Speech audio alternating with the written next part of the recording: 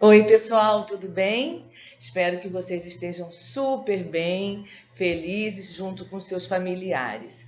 Então, primeira aula do mês de junho, mês maravilhoso, mês que eu amo, né? Porque é o meu mês e o mês do Sagrado Coração de Jesus, né? E coincidentemente o colégio faz 70 anos esse ano, junto comigo, que não faço 70, mas faço anos também, não faço 70. Posso até parecer uma cara de 70, mas não faço, né? Então, é no dia 18 de junho que a escola comemora 70 anos, tá?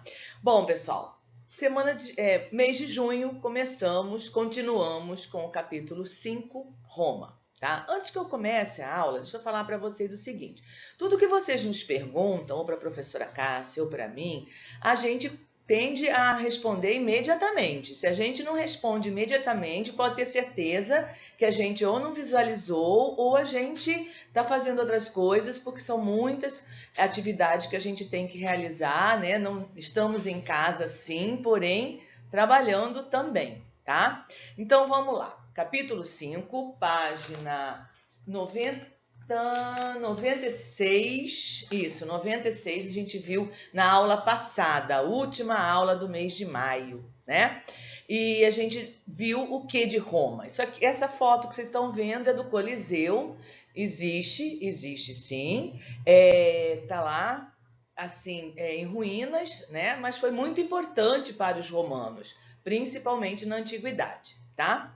E o que a gente viu na aula anterior? Vamos relembrar? Vamos lá. Roma, né? A gente viu a origem de Roma, a gente viu a localização geográfica, a gente viu os habitantes, os povos que estavam na Península Itálica quando Roma começou, quando a história de Roma começou. Esses povos, latinos, sabinos, úmbrios, lígures e etruscos. Vimos a origem lendária de Roma, lembram da loba? Vimos a origem histórica dos pastores, vimos a divisão do período da história de Roma Antiga, monarquia, república, império, né? E a gente viu que o último rei da monarquia foi um etrusco, Tarquínio, com o apelido de O Soberbo, né? A gente viu que ele foi deposto pelo Senado, um órgão político importantíssimo em toda a história de Roma, né? E a gente viu que ele foi deposto, certo? E quando ele é deposto, o que acontece? Começa um novo período na história de Roma, tá? Então vamos relembrar. Roma, localizada na Península Itálica, né? Um terreno mais fértil que a Península Balcânica lá da Grécia, vários habitantes ali, vários povos de diferentes origens, como sabinos, etruscos, latinos, no sul da península, os gregos, né? Os lúgares, os etruscos, já falei. Tá, então olha lá. Roma, monarquia. Primeiro período da história dela. Na sociedade romana, o que nós temos ali? Uma divisão social entre patrícios, clientes, plebeus e escravos. Isso vai ser em toda a história de Roma, seja na monarquia, seja na república, seja no império. Não vai haver uma mobilidade social. O que vai acontecer, já vou dando um spoiler para vocês, é que os plebeus vão conquistar algumas coisas que até então não tinham conquistado, tá? Então vamos lá. Roma, patrícios eram aqueles, a elite, né, vamos dizer assim, a elite romana, aqueles que tinham mais terra e mandavam e desmandavam em Roma. Os clientes, que eram agregados e parentes dos patrícios. Os plebeus, que eram homens livres, porém não tinham direito político, nada, né? E era a classe de que se obtinha mão de obra. Eles eram comerciantes, pequenos e grandes comerciantes, artesãos, alguns pequenos proprietários de terra, enfim. E os escravos? Os escravos, eles eram prisioneiros de guerra ou por dívida, tá? Então, a gente vai ver que dentro dessa classe dos escravos, nós vamos ter pessoas que lá na sua terra, lá no seu lugar, onde morava, eram pessoas nobres e que se transformaram em escravos, porque foram prisioneiros de guerra. Tudo bem até aqui? Ótimo. Continuamos. Vamos lá. Bom, antes de falar de Cartago, que vocês estão vendo na página 104, eu vou falar de algumas coisinhas que eu já dei um spoiler, então eu vou falar, né? Então, vocês lembram dos plebeus? Tá. Os plebeus, eles vão fazer parte, vão engrossar cada vez mais nas fileiras do exército romano, tá? Então, esses plebeus, eles vão ser soldados. E eles é que vão defender Roma.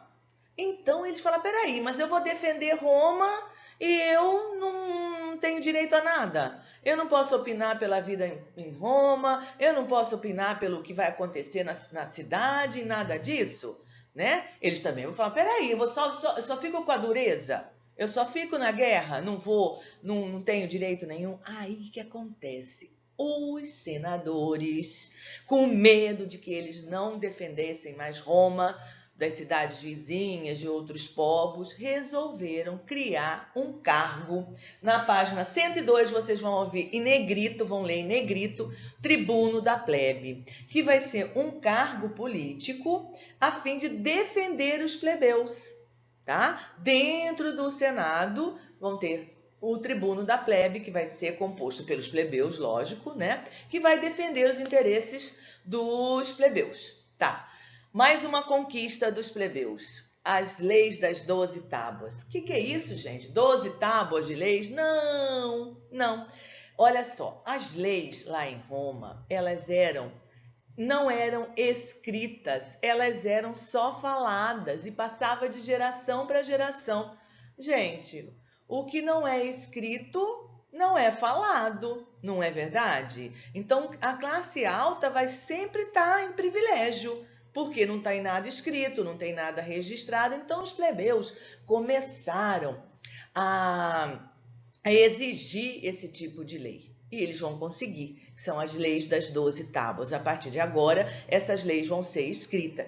E essas leis escritas vão dar origem ao direito romano, tá? Que a gente falou lá na primeira aula, certo, gente? Então, porque antes as leis eram chamadas de consuetudinárias, e vocês vão ver lá no 7º ano com a professora Cássia, quando vocês estudarem Idade Média, que os bárbaros, eles tinham isso também, os romanos tinham isso também, de não escrever as leis, mas os bárbaros lá na frente vão fazer isso também. Vocês vão ver que vai haver uma mistura de cultura na Idade Média, mas é lá na frente, cenas dos próximos capítulos. Vamos continuar aqui. Então, as leis não eram escritas, agora nós temos as leis das 12 tábuas, que são leis escritas, que eram chamadas antes de consuetudinárias, tá? Isso vai dar origem ao direito romano. Outra coisinha que eles conseguiram, Lei Licínia e a Lei Canuleia. Lei Canuleia era uma lei que permitia o casamento de patrícios e plebeus, tá? Que isso era proibido. E a Lei Licínia, que vai extinguir a prisão por dívida. Então, o plebeu ele pode estar devendo, ele vai pagar mais tarde, mas não vai ser escravo. Certo, pessoal? Então, esses foram os benefícios, os direitos conseguidos pelos plebeus. Beleza. Agora a gente vai ver Cartago. Olha que lindo, né? Na Tunísia, isso aqui. Cartago era uma colônia fenícia, lembram disso? E aí ela fica no norte da África.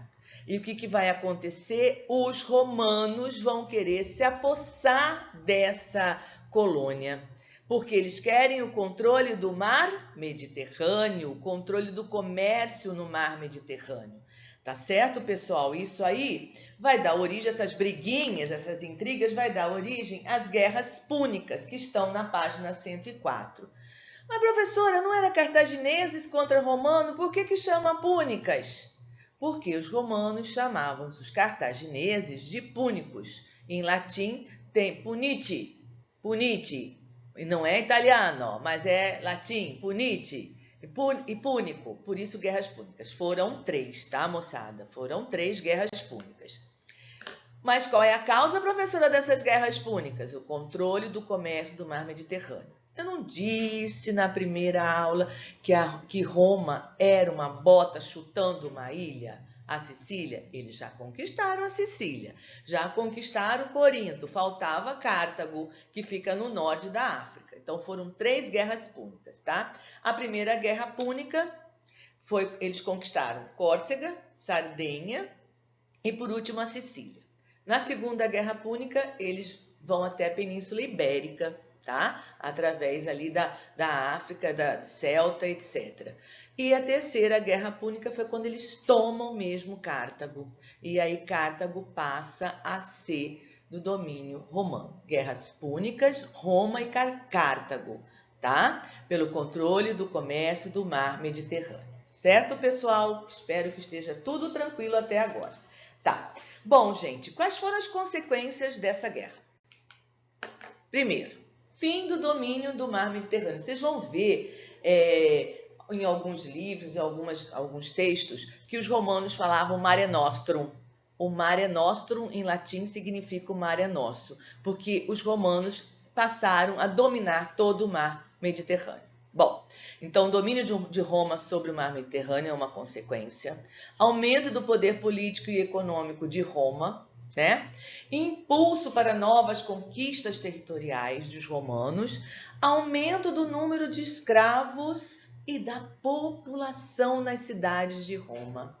Apesar de que Roma tinha muitas províncias, mas Roma estava lotada, tá? Isso não vai ser legal. Vamos lá ver por que não vai ser legal. Então, as consequências das guerras púnicas estão aí, fim do domínio cartaginês do mar Mediterrâneo, aumento do número de escravos, aumento da população nas cidades e vai aumentar também o impulso, aquele afã para as conquistas de Roma, certo? Continuando. Bom, como tinha muita gente em Roma, a população de Roma cresceu muito, tinha muita gente sem o que fazer, né? Todo mundo lá de papo pro ar, sem ter como conseguir o seu sustento. O Senado romano, junto com aqueles 2 cônsules que mandavam em Roma, resolveram, eles cismaram que poderia ter uma guerra civil, que poderia essa população sem ter o que fazer, cheio de revoltas ali, revoltas aqui, levantes armados. Para acalmar essa população, o Senado criou uma política chamada Panem et Circenses. A professora está falando grego aqui. Não, latim. Significa a política do pão e circo. Muito usado pelos políticos no Brasil. Isso, cenas lá do 9º ano com a professora Cássia e professor Juan, né? Quem sabe com a professora Carla também? Não sabemos, futuro a Deus pertence. Brincadeiras à parte, vamos continuar, pessoal. Então, a política do pão e circo significava o quê?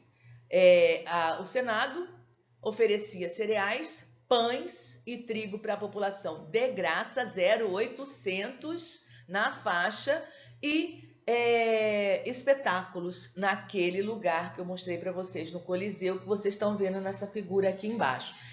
Animal com animal, homem com homem, homem com animal, lutavam, sabe? As pessoas iam para lá e ficavam assim, como vou dizer, estarrecidas de ficar ali vendo aquela coisa, fazia parte da cultura deles, tá? E isso aí, gente, foi uma forma de apaziguar os ânimos da população que estava sem o que fazer. Isso foi a política do pão e circo, que sempre cai em vestibular, sabe? Cai em concurso. É uma política do pão e circo, que era pão, cereais de graça e divertimento para a população. Então, aí surgiram os gladiadores. Os gladiadores eram escravos. Os gladiadores não eram, visto como, assim, era visto como herói, mas eles eram super maltratados, eles não eram bem tratados. Tá certo? Política do pão e circo, tá certo? Então, claro, beleza, para apaziguar os ânimos da população que estava sem o seu sustento, sem trabalho, certo? Continuando.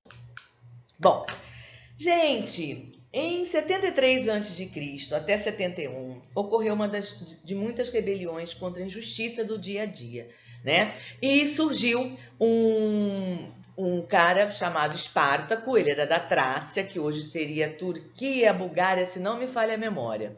Ele era, lá na Trácia, ele era pastor. Ele não era escravo, né? E quando Roma conquistou a Trácia tornou-se província romana e ele acabou por servir o exército de Roma. Só que ele desertou porque ele não aceitava participar, ele não aceitava ser soldado, porque o soldado também não era legal tratado também, e ele desertou. E ele foi capturado, preso e vendido como escravo, tá? A um treinador de gladiadores na Península Ibérica. Na Península Itálica, na Capua, isso, Península Itálica, Capua, Esparta, tá?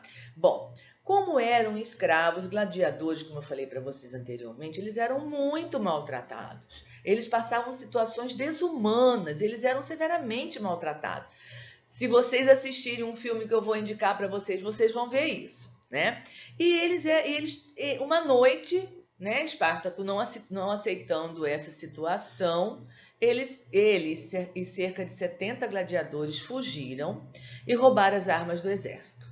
Uma tropa de soldados foi enviado para capturá-los, mas eles conseguiram vencer. Então, a fama de Espartaco ganhou todos os cantos de Roma e muita gente, muitos escravos fugiram e passaram a engrossar as fileiras das tropas de Esparta. Agricultores pobres que perderam suas terras, enfim, todo mundo queria fazer parte da tropa de Esparta, né? Bom, o que aconteceu? Para resumir essa história, o que vai acontecer? Espartaco vai vencer algumas tropas romanas, alguns exércitos de Roma, mas ele vai ser preso, tá? Ele vai ser preso porque um cônsul chamado Crasso vai mandar 50 mil soldados até a Península Itálica e vai derrotá-los, tá? E ele vai ser morto juntamente com 6 mil escravos. E sabe o que vai acontecer com eles? Eles vão ser crucificados. Por quê? Porque naquela época o castigo era a crucificação. Então a Via Ápia todinha de Roma ficou cheia de mais de 6 mil cruzes, inclusive Espartaco. Isso aí, essa historinha, gente, vocês podem ver em umas outras bibliografias, está na página 105, vai até 106. Na página 106 também nós estamos falando do Gladiador. Olha lá, esse filme tinha até outro dia na Netflix, agora não tem. Olha eu fazendo propaganda, mas dá para vocês assistirem aí, tá? E aí vocês vão ter oportunidade de ver como é que esses gladiadores eram tratados, tá? Bem legal esse filme. Bom, depois disso, o que vai acontecer? Vamos da República, estamos caminhando para o Império, né? Como Roma dependia dos soldados para garantir a ordem social na capital e nas províncias, alguns generais, agora que eu gosto, começaram a se destacar, né? E aí o Senado fez o seguinte, deu o poder, quer dizer, os 3 generais começaram a se destacar, Pompeu, Crasso e Júlio César, eles foram escolhidos pelos senadores para ser cônsules. Professora, mas não eram 2? Mas nesse caso foram 3. Pompeu, Crasso e Júlio César, tá? E nesse governo, esse aumento de poder, esse poder dado a esses 3 generais, fez com que surgisse um momento em Roma chamado Primeiro Triunvirato. Triunviro vem de 3, nesse caso 3 generais. Júlio César nunca foi imperador de Roma. Tem gente que não sabe, fala imperador Júlio César. Não foi, ele foi um general, tá? Bom, esse primeiro triunvirato era formado por Júlio César, Pompeu e Crasso, tá? Bom, cada um passou a administrar uma província. Pompeu com a Espanha, que chamava Hispânica na época, Crasso com a Síria e Júlio César com a Gália. Resumindo, Júlio César derrotou Pompeu, Crasso morreu em combate, Júlio César derrotou Pompeu, Júlio César conquistou o Egito, se apaixonou por Cleópatra, teve filho com ela, mas não a fez de prisioneira, tá? Gente, o Júlio César estava crescendo tanto o seu poder, tanto, o que aconteceu? Ele assim, fez com que o Senado ficasse com muita raiva dele, porque é com medo dele passar e tomar o poder dos senadores patrícios. Ele também era patrício, mas eles ficaram com medo. E aí, como eu falei lá na primeira aula, Roma, a história de Roma é marcada por corrupção, conspiração. O Senado conspirou contra Júlio César e ele foi apunhalado pelas costas, literalmente pelas costas, por 60 senadores, tá? Ele foi assassinado no ano de 44 a.C.